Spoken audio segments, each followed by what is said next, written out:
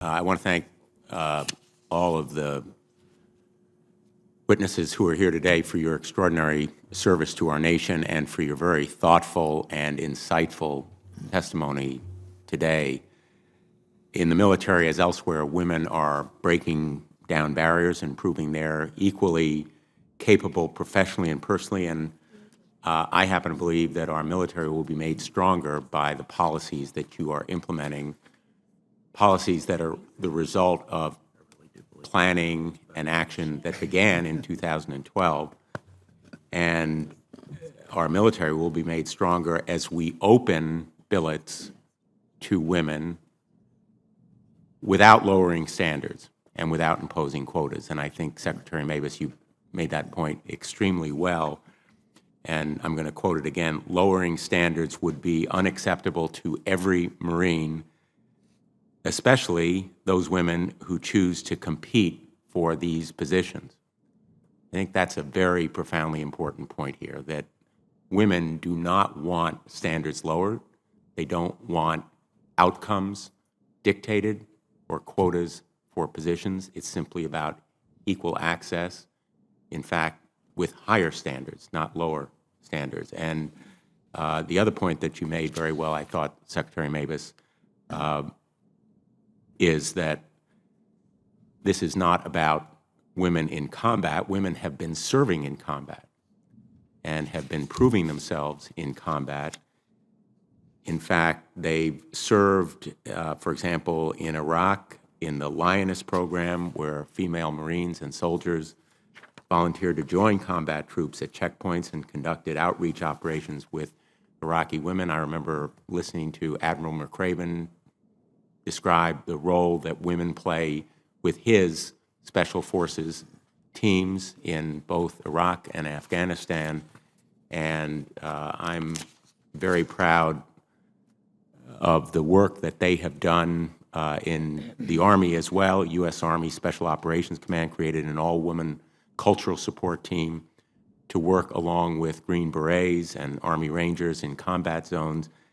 And just last year, women again proved they're capable of competing in combat positions by meeting the grueling gender-neutral standards required to pass Army Ranger schools, including a native of Connecticut, Orange, Connecticut, Captain Kristen Griest.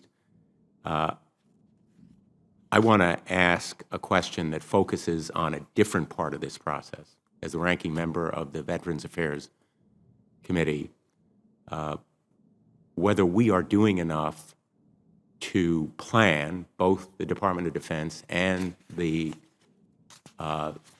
VA, for the cooperation that's necessary to meet the needs of our women veterans after they leave the service. Connecticut just opened a women's health care center within the West Haven facility, a profoundly important step forward, but many facilities, hospital facilities and others around the country, have failed to provide those women-oriented health care centers, and they require specialties that are not present for men.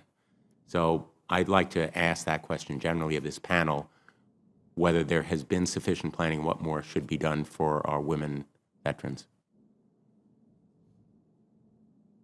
Well, Senator, as you very correctly pointed out, women have been serving for a long time with distinction and are becoming an ever-increasing part of our veterans community.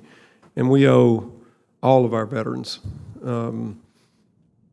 that have served us so well that standard of care. And I think that, speaking for the Defense Department, we're trying to make it more seamless as you leave the service and you move into the VA system.